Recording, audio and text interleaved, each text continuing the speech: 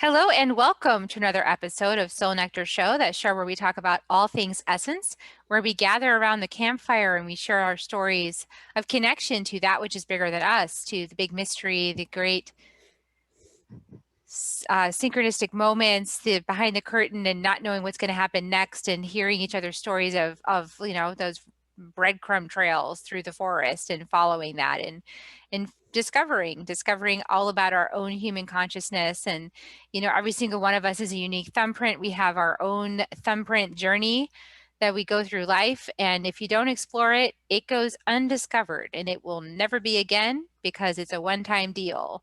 So I'm your host, Carrie Hummingbird, and I feel it is sad if somebody doesn't explore themselves and they die with the music still trapped up inside them. I want to hear the song. I want to hear the song that that person has to sing. And I want to hear, the beautiful moments of synchronistic connection. And I want to know about these things. And that's just my take on life and why I do what I do. I think it's just such a blessing myself to experience those gifts, and I would like everybody to be able to experience it if they want to. So I invite you along on our journey today as we talk with Wajid Hassan, who has written a really cool book called The Struggle for World Sanity. Who doesn't agree with that right now? We need some sanity in the world. And you can find that book on Amazon. I'll also put a link in the show notes. But Wajid has had a very interesting story, and he's had a very varied life. And from some of what we're going to hear about is actually an ET experience he had. He's got 40 years experience in the field of metaphysics, healing, spirituality, and New Age concepts. He also is a humanitarian and environmentalist, always looking for ways to improve life for people, along with a deep love for our planet and all the plants and animals who reside on Mother Earth. He's a speaker, healer, and teacher, and he's going to reignite that spiritual flame within us tonight as we have this conversation and we hear more about his journey. So welcome, Wajid, to the show, to Soul Nectar Show. Thank you, Carrie. It's great to be on your show. Thank you for inviting me. Glad you're here. I was glad to be connected with you. We had quite an interesting chat when we got to know each other a little bit. So tell me more about, when did you start really waking up beyond the box of, the quote, normal interpretation of life, whatever you would classify as normal. When did you sort of start waking out of, the day to day and think there's something more happening here that I need to explore, I want to explore? Well, like you pointed out earlier, that everybody has their own journey, and then there's parts of previous existence that something comes up, and you kind of mesh with it, and something in your intuition tells you that this is what I've experienced somewhere before. So at the age of 16, I had some realizations. Previous to that, I was raised in a Muslim household. I went to mosque. I read the Quran. I did the prayers. I was raised in England primarily, and I was also going to a Church of England school and doing Bible studies and singing Christian hymns and Christian prayers. So I didn't see any particular differences in the two ideologies, both pretty much going to one creative source. And then around 16, I actually picked up a book my brother had called The 12 Blessings. And when I read that book, it suddenly, everything changed in my life. And The 12 Blessings were actually a book that the master that I decided to follow, an Englishman by the name of Dr. George King. He wrote this book as 12 transmissions that came from the person who was known 2,000 years ago as the Master Jesus. And he channeled this information through himself as a human channel for the avatar Jesus. And when I read the book, two things came into my mind. First of all, I thought this is the most logical thing I've ever read. And then the other thing was the person who wrote this or who channeled this is either a genius or the biggest fraud that ever lived. And those were the thoughts that came into my mind. So I decided to investigate. And, like, reading your book and your spiritual journeys and what you had to go through in order to find your aspect of truth and wisdom, um, I think it's important for all your listeners to know that everybody, like you said, everybody has their own journey. Everybody has their path to truth or enlightenment, whatever guides them. And for me, my intuition told me that there was something very, very true in this.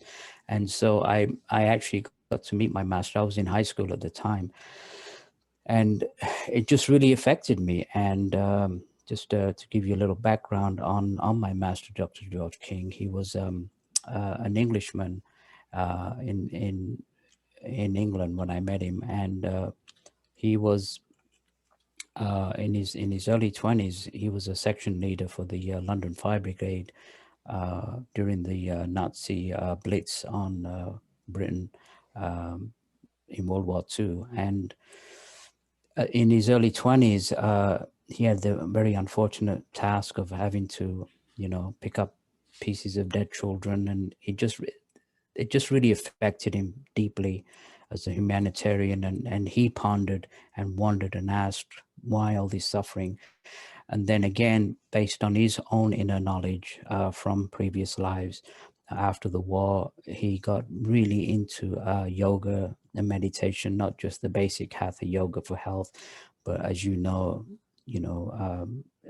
with your wisdom, it went deeper into pranayama, meditation, mantra, till he got to the point where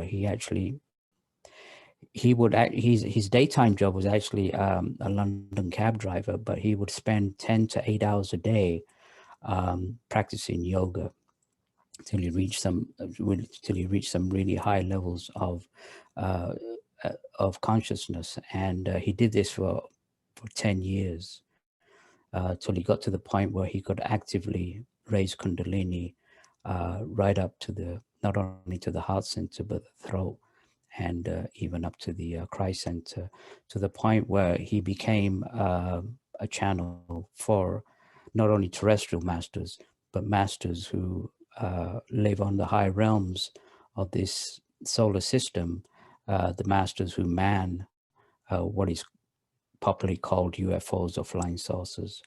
And so through the years, he had over 600 transmissions that came from these higher masters. I refer them to as cosmic masters. And people say, well, there's no life in this solar system. And again, I have to agree with the scientists as far as life on the physical realm. Possibly there may not be life on Mars or Venus, Jupiter, Saturn, Uranus, but just based on Eastern philosophy, Buddhist or Hindu religions, we know that just on this earth, there's different realms of existence, lower realms of existence and higher realms of existence where, again, the scientists can't really pinpoint because they don't have the instrumentations.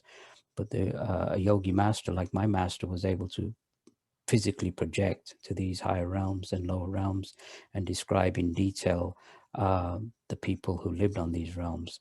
And also he was able to project to places like Venus and Mars, and the inhabitants, the civilization, the advanced civilizations that live on these planets live on higher planes of existence. He said that there was four lower realms of existence on this planet and six higher realms of existence. And of course, that also applies to other planets, in not only in the solar system, but also in the galaxy. It's a pretty obvious metaphysical truth, that anything that on Earth, it also applies to other planets as well. And so these cosmic masters who I believe man the flying. So, and it was really interesting that you talked about a UFO experience that I had. Yeah, I described it in the book. It happened when I was about 18, And I just had this premonition that I had to be somewhere at a particular time and date, and it was said that I needed to be there at midnight at a particular place, and for 3 days I ignored the promptings, because any person, well, we're all psychic, and some of us have more psychic abilities based on past lives, but the intuition and psychic, these are not apparitions. These things that actually occur when you get these promptings. You have to respond to them. And so on the third day, I finally I picked up a map of England, and I traced my hands across the map of England, and my finger pointed to a particular place in Salisbury, England, which was close to Stonehenge. And so I took the I didn't tell anybody. I took the bus from London to Salisbury, and I arrived there at 10:30 at night, and I walked through all these um, country lanes till I reached this place called Clearwater, which was shown on the map, and I knew that I was in the right place. And so I went over this fence, and at midnight, I looked up into the sky, and this white object flew from first from the south to the north, and then that was about midnight. And then I stood there and stood my ground, and then about 1:30 in the morning, it was really getting cold. Another white circular object flew from the west to the east, and to me that signified the sign of a cross. And of course, the cross is, way before Christianity. It's a very significant spiritual sign. And so I waited till about then at 3 a.m.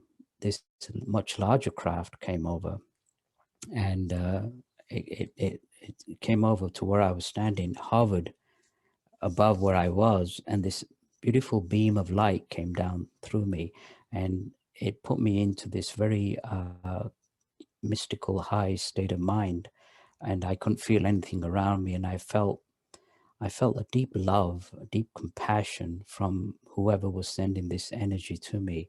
And it gave me the realization that the people who man these crafts are very, not only ancient beings, but very spiritual. They're highly scientific, but very, very spiritual. And they're very, very, very caring masters that care for us. And so for me, that was the sign that I needed in my life to show that, yes, these people do exist. And for years, I didn't tell anybody, because first of all, people would have thought I was a quack, and plus it was my own personal experience, and it wasn't something I really wanted to share it with anybody. But at the prompting of the book, The Struggle for World Sanity, I decided to put that experience in there, primarily because of what's happening right now in the world. This is a very, very auspicious time for humanity. And of course, again, you pointed out in your book, the raising of vibrations, the raising of consciousness, the dawning of the new age. It's a universal truth that's being thrown out to mankind right now. And people like yourself and other organizations are picking up on this. And it's important that we tell the people that, the politics and basic religions and the economy and the endless wars are not the answer. And there is a bright future that is coming up on Mother Earth in the not too distant future. What a beautiful, powerful experience that you had.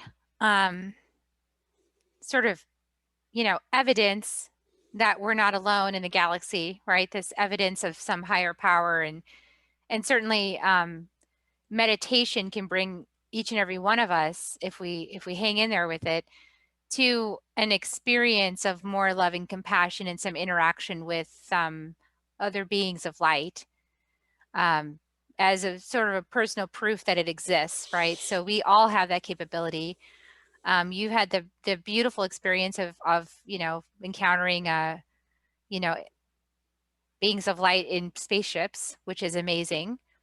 I've seen them periodically. There's a space that I have done plant medicine where it definitely is like that, like the circles of light that fly here and there and dart and can kind of move in various ways. And but I haven't had an experience exactly like yours. Um, and I know that when we were talking before, we were talking about how, in our private conversation, we were talking about how the Earth is raising her frequency right now, and that we are all, of course, then being invited to, if we want to stay on the planet, also raise our frequency and come along, into this new Earth experience. And that simultaneously with the Earth lifting her frequency, it's dismantling some of the structures that have been in place for the last thousands of years. And some of those structures, or the beings that hold those structures in place, don't really like this whole shift. So do you want to share anything about that you understand from your own training and about the shift that we're in right now? Yeah. Before I say that, in regards to Dr. King being a contactee, one of the, again, I'm not here to convert any of your listeners or tell them that this is, what they need to believe in. Everybody has their own right to research and do their own research. And so I'm just putting my point of view based on my own inner convictions. But one thing that really was the proof of the pudding for me was in the early 60s when Dr. King was in contact with the people who, the cosmic masters who man these UFOs. He would receive messages of flying saucer sightings 3 weeks before they occurred in America, New Zealand, Australia. So they would predict these sightings, and sure enough, 3 weeks later, those sightings exactly occurred. So to me, that was absolute solid proof that indeed, that he was in contact. And they had to stop that because the military got word of that, and they were actually scrambling their fighter jets to intercept these UFOs because they were so ignorant of the fact that so they got wind of the sightings and they would go to try to scramble these UFOs. But anyway, coming back to which is again a Which, as we were terrestrial. laughing about, which is why I shared with you my book, The Second Wave, because as we were laughing about it, it's like, yeah, that's why, yeah, world peace isn't going to happen by spaceships landing and ascended beings coming out and teaching us anything, because people are too fearful about for that. So we had to embody Yeah. and heal it from the inside out, as a human. So basically. But one thing, some of these yogi masters, especially in India, they have tremendous powers. They can levitate, they can go through walls, and they have tremendous healing powers. And one thing yogi master, like my master, could do, uh, he could look at people's auras and he could instantly know their past lives. He looked at my aura once and validated a past life that I had, which I wrote in my book. But on the larger scale, of course, we know that our Mother Earth is a living, sacred being, and which the majority of in the Western civilizations don't. But the indigenous tribes, like you said, of Peru, the Amazon, Native Americans in Africa, and of course in Australia, Africa, all around the world, they know that Dr. King said some one of the most holiest, most sacred beings that you'll ever touch in your life is the ground beneath your feet, because that's one thing that mankind needs to realize now, that they've been raping this beautiful goddess, this planet, for centuries, and that has to stop now. Hence this great change that's occurring. But also on a more larger scale, he was able to project and read the aura of Mother Earth and be able to read the history of mankind. And so we as a race have been here over 18 million years. And so he saw that in three-dimensional uh, uh, picturization when he was in deep meditation, reading the Akashic records of Mother Earth. And he mentioned in a book that he wrote called The Nine Freedoms, he put down the total history of this race. And I'll just go quickly through this so that your readers may understand why we are in the position that we are now. But 18 million years ago, we actually inhabited another planet in this solar system that orbited between Jupiter and Mars, called Maldek. And we as a race were actually a very advanced race, not only spiritually, but also robots took care of all the menial tasks on Maldek. And this, and we could control the weather. We lived in kind of utopia. And for some reason, this disease for power and this lust for power kind of infiltrated some scientists on this planet. And in their greed for lust for power, they invented uh, a hydrogen bomb that Dr. King said was 10,000 times more powerful than the hydrogen bomb that's been invented on Earth. And they actually blew up the whole planet Maldek 18 million years ago. And so we were released on our different etheric planes. And then the solar hierarchy had to decide that mankind had to continue, his evolutionary path. And they scanned different planetary systems, and Mother Earth was at that time was inhabited by another advanced race called the Adamic man. The story of Adam and Eve in the garden and the fall from grace in the Garden of Eden is, just a fairy tale, but it does have a deep occult and truth meanings. And so we as a race were eventually, the Mother Earth in her compassion allowed the mutants from Maldek to actually reincarnate on the Earth, and Adamic man stayed for a while, helping us to evolve till we reached a civilization called Lemuria. And again, it was a much more advanced race than the race that we belong to right now.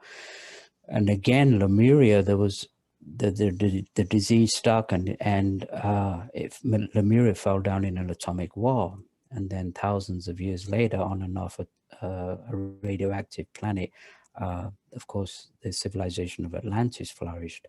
And again, in Atlantis, again, there was a division there, and there was a war, and one side invented a hydrogen bomb that they call the Brahma weapon, or the weapon of God. And another side invented a controllable atomic ray called Indra's dart. And again, the Earth flipped on her axis and Atlantis fell down in the waters. And then just coming to recent times, again, the Pandora's box has been opened. And again, mankind is standing on the brink of his own destruction for the fourth time. That's the mentality we have as a race. We're just bent on destroying ourselves. But now, like you mentioned, the raising of the vibrations of the Mother Earth, this actually happened. And it's really interesting, back in the 50s and 60s, when Dr. King did make initial contact with the cosmic masters, that the flying saucers appeared in the skies when the atom bomb was invented, and they started exploding. And it was known at that time that Mother Earth was going to die. So there was intervention on behalf of the Mother Earth, not so much for mankind. And a lot of that radioactivity was actually absorbed. And scientists, even at that time, even now, can't believe that we're still alive. And so on July the 8th, 1964, the Cosmic Masters got together, and there was an event called the Initiation of Earth, where tremendous spiritual energies were actually given to Mother Earth. They were more powerful, well, just as powerful as when she originally came from the sun 3,000 million years ago, on her initial birth. And so what's happening now, she's actually been commanded or by the higher solar hierarchy in this solar system to raise her vibrations, because for centuries she's held us in her compassion, and in her compassion she's refused to take her initiation. But now she's been commanded. Now, if she released all those energies at once, the whole of mankind would be absolutely destroyed. So she's releasing them slowly every year, and every year we can see the change. One of the most dramatic changes right now is that the ionosphere, which was put up after the destruction of Lemuria, and that was also intensified after the destruction of Atlantis, is now gradually being taken down. And so cosmic rays, which the Earth was starved of, are now uh, are now being impregnated on her surface, which is going to benefit her. And with the decrease of the ionosphere, of course, we have the increase of ultraviolet rays, again, which are going to benefit the Earth now. So for mankind, we've reached that cross stage. The Earth is raising the vibrations. One thing that the cosmic masters said in the 50s and 60s, that one aspect of raising the vibrations would be the climate change. So people think that the climate change, the warming of the Earth, has to do with pollution. Pollution is just a small, carbon emissions is just a small aspect of climate change. What's actually going to happen is that the four seasons eventually will be one, where we will just have an ambient temperature, actually very similar to what we had in Malbec. And so that's one aspect of the changes that are occurring. And so we're at this crossroads. On top of Mother Earth raising her vibrations, like you said, we have the influence of the Aquarian Age. The Aquarian Age is demanding from mankind service, cooperation, love, healing. And we as a race now are at this crossroads. And now if we don't comply, we've been told that we will be removed from the earth. Not so much as a vindictive, but more out of compassion, because only those who can manage to raise their vibrations through this change will be able to stay on this earth. And those who are engaged in war, in selfishness, in destruction, they won't be able to hand these vibrations. So in mercy, actually, they will, through death, be released, and they will go to another planet in the solar system. This particular planet is known as Planet X. It's on the other side of the trajectory of this of the Earth, on the other side of the sun. But the scientists know that it is there, and that is the situation that we are in right now. And and nothing but nothing, no wars, no political system, no religious ideology against killing each other over religion.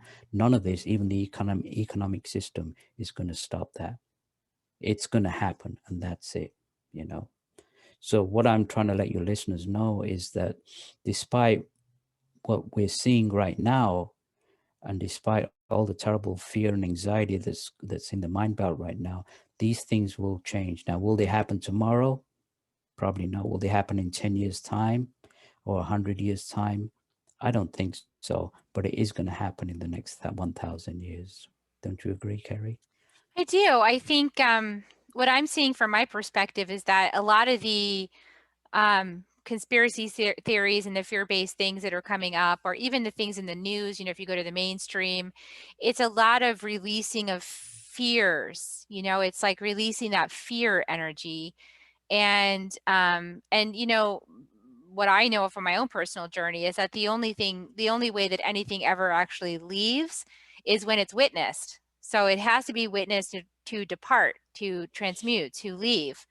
So we're seeing a whole lot of stuff that is uncomfortable to see, and we're seeing, I think, the creations of fear-based thinking over centuries.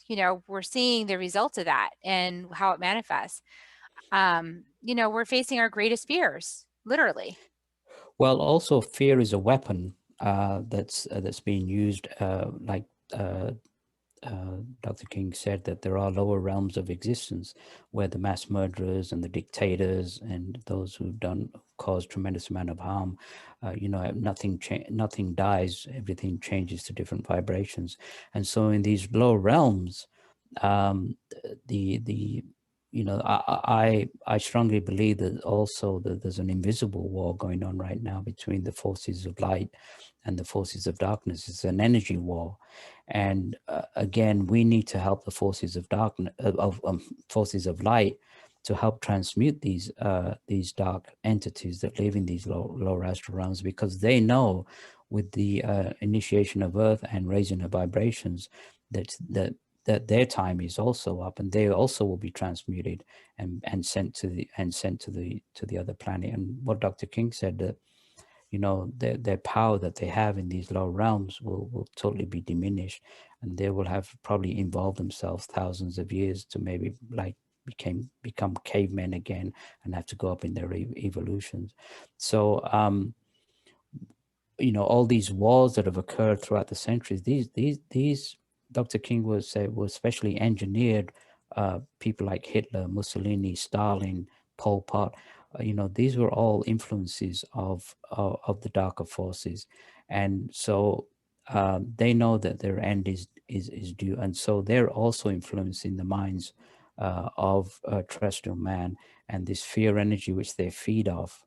They're like psychic vampires. They feed off this fear energy, and they don't live on air and water like we do. They feed off the suffering of mankind. That's how they gain their power.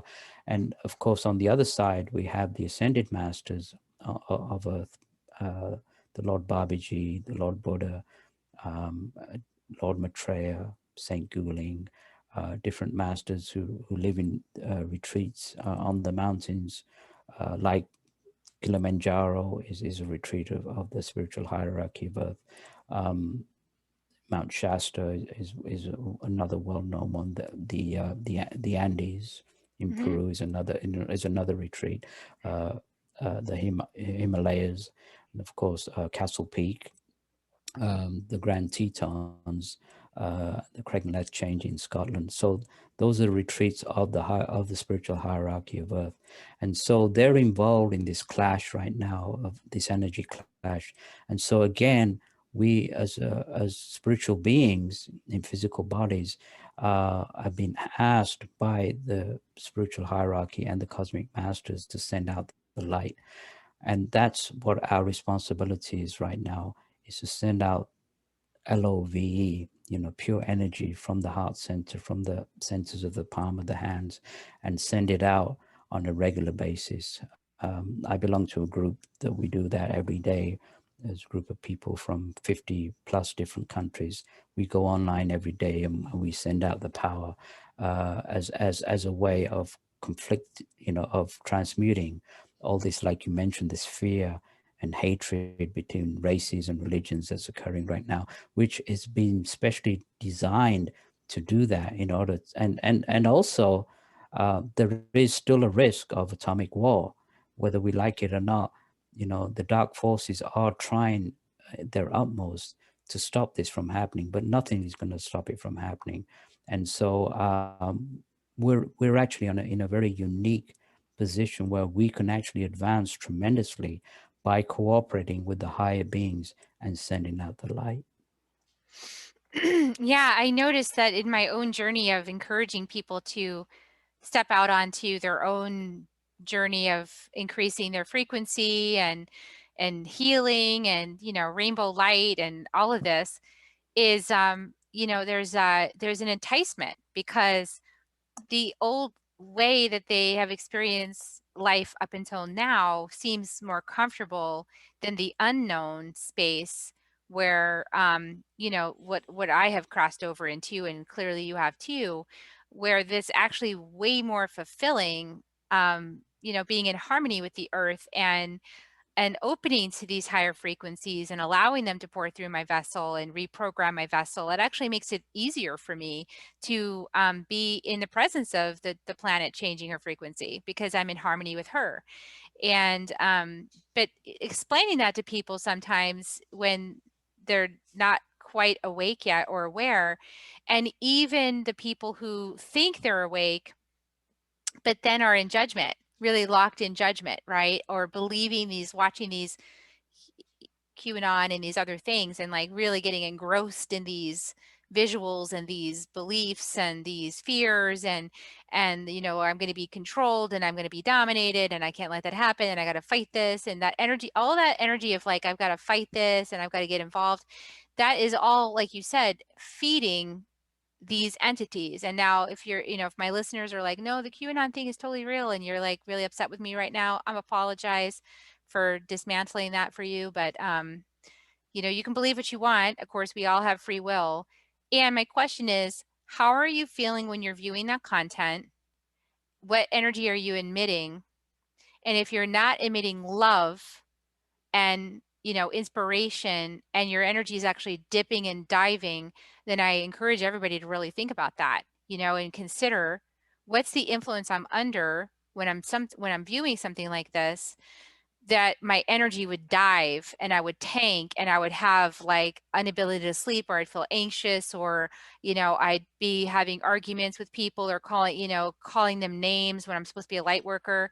That those all signs that, maybe you're tuning into something that's actually degrading your spiritual evolution rather than enhancing it, is just an invitation to consider, because certainly, YG, we have lots of problems on the planet right now, right? We have a lot of things to tackle. And you can be in a high vibrational state looking at a problem and find solutions and inspiration for solving that, right? And contributing to it. That's a whole different energy and frequency than in a fear state and name calling and all that. Well, I 100% agree with you, Kerry. These are especially designed to cause division, cause hatred, and this is exactly what the dark forces want. So anything that causes division, that's why politics, the cosmic masters have said politics have never worked. They've never caused any real peace. It's always been the prayers of the normal individual that has caused a lasting peace. No politician has ever created peace. And so they're saying, instead of looking down at the media and the iPhones, they're saying, look up to the stars and look up to us, and we can send you the energy. In fact, there's a particular spacecraft that Dr. King actually went on this spacecraft. He outlined in his book, The Nine Freedoms. You can get the Nine Freedoms from Amazon. Um, and this particular spacecraft actually comes into orbit a period, various times of the year, and it's manned by these advanced spiritual, scientifically advanced masters. And if you just look at basic terrestrial technology, with a GPS satellite, you can pinpoint anybody on the Earth now with a cell phone. Now, if you increase that to maybe a few million years advanced, well, they have instrumentations on their radionic computer systems that they have on this particular spacecraft is so advanced that they say that even the best terrestrial scientists would be lost in the technology.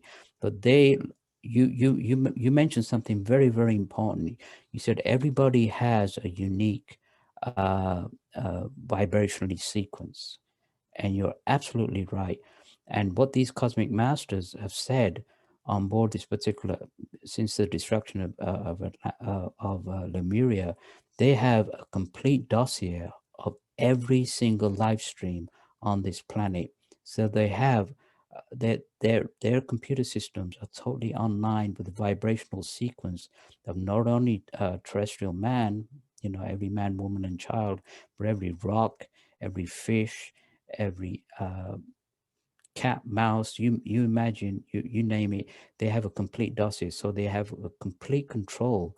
They have a complete history of every live stream, not only that came on the planet, that's on the planet, that will also be born on this planet.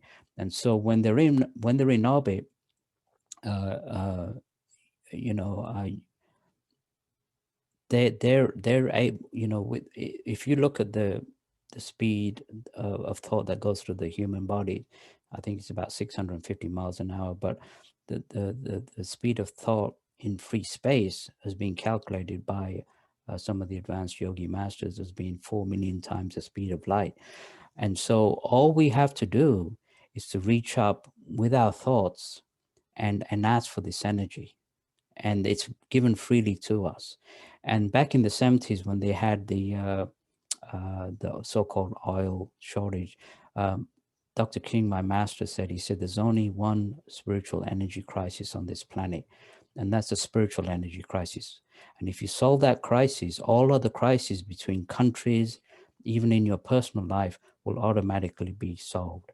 And so that is the biggest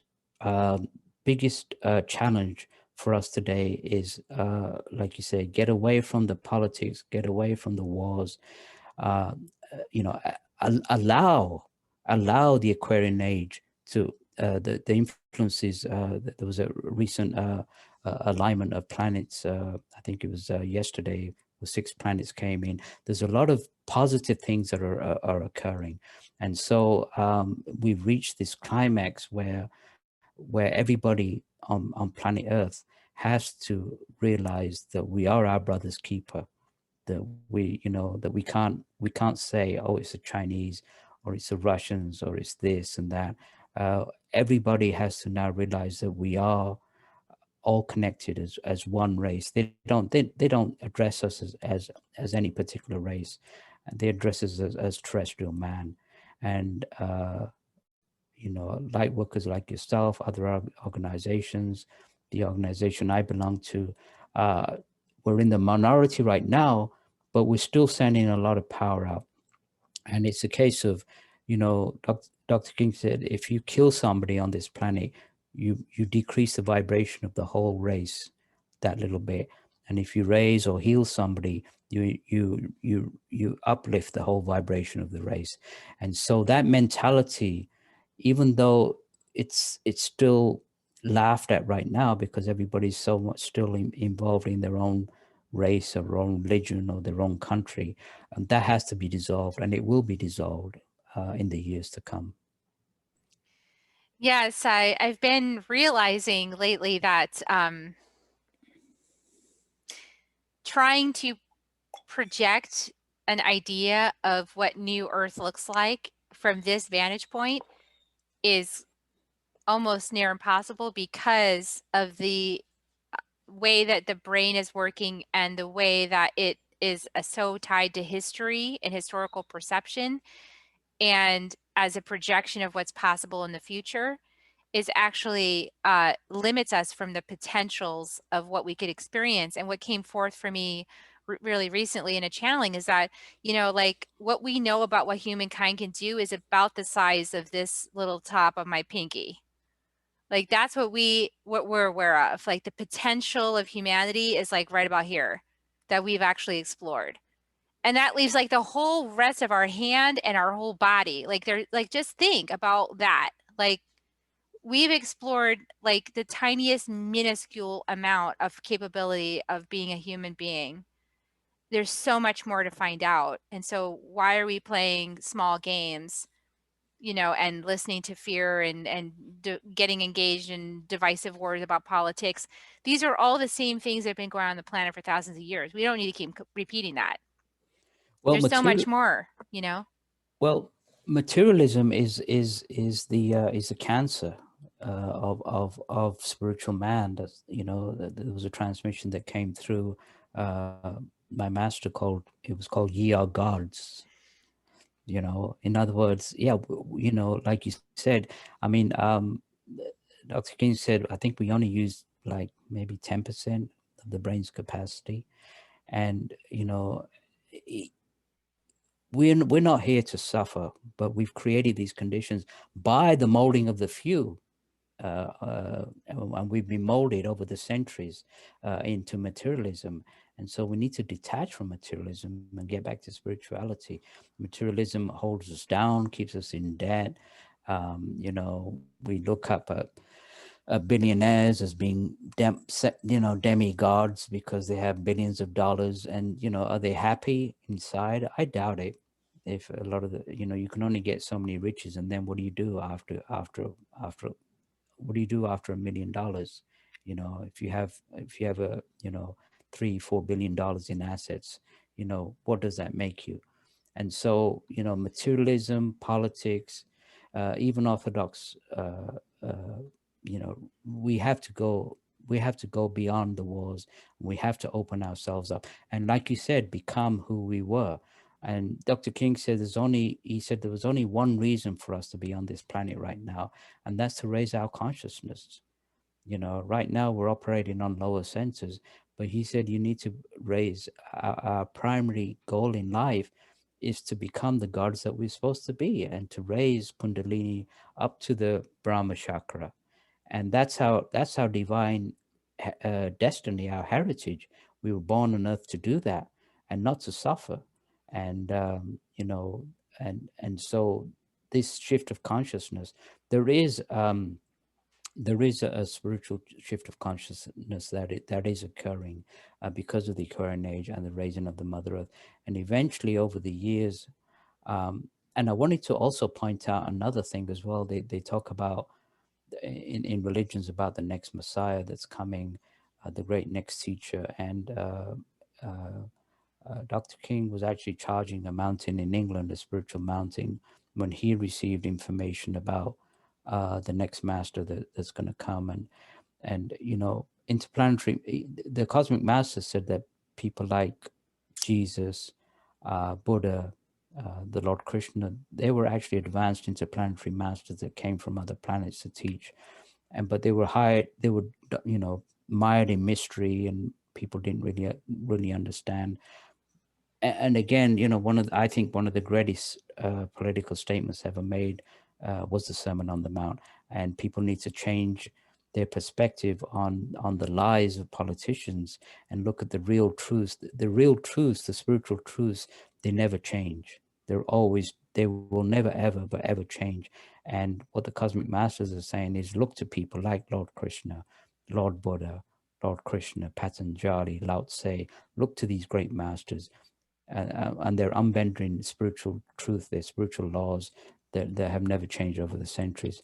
But coming back to the next Messiah, it's been prophesied that there will be another Messiah that will come, but he will come openly in a spacecraft and land openly, and he will declare himself. Apparently, he's going to be about 7 feet tall, humanoid in a silver suit, and then he will approach the Earth leaders, and they will ask of him his credentials, and he will produce them.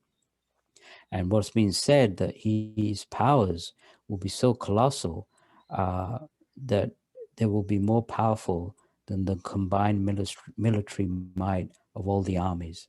And he will, in the not too distant future, we don't know when, but when mankind is ready or when conditions are ready, he will openly land and he will prove himself. Of course, he's not going to kill anybody. He's a spiritual master, won't come as a dictator, but he will tell the earth leaders and mankind that they need to return to the spiritual laws. And again, those that won't heed his word, again, they won't be killed, but through death, when they die, they will reincarnate on the new world. Beautiful. Well, profound, very profound, so much to consider. And I just recommend that everybody just take it in and just, meditate, contemplate, consider it for yourself, see what feels true for you and what feels right. And, all of these are, we're all doing our best with this human existence in the mind, and elevating ourselves to a higher level of consciousness is what Wajid has been talking about, and where we get new insights, new reflections, new revelations, new senses of things, and we're on a journey. So this has been beautiful. I loved everything you shared. It was very powerful. And is there, besides pointing out your book, I'm definitely going to put a link to your book in the show notes. Is there anything else that you'd like me to, to offer for people as a way to get to know you better? Um, uh, yeah, I'm not here for any publicity. This is a labor of love. But if people want to join my healing group that I belong to, they're welcome to come online and again explore. It's free. There's no charge, no money charge, and they can go to 12blessings.org. The number 12 being numerical, 12blessings.org, and we're sending out the light every day. And also, if they want to know more about my spiritual master, Dr. George King, they can go to his organization's website, the Aetherius Society. That's aetherius.org, AETHERIUS.org. And we're you and I are on spiritual sync, as well as many thousands of light workers around the world. And the cosmic masters have said that the media will also be broken down to where people like me, you, and other uh, new age organizations will be allowed now to speak more openly and not be suppressed than like we used to be in the past. That's good. Yeah, because it sure, has been quite the journey um, to share these energies and to be a messenger in these current times and to, Very difficult. yes.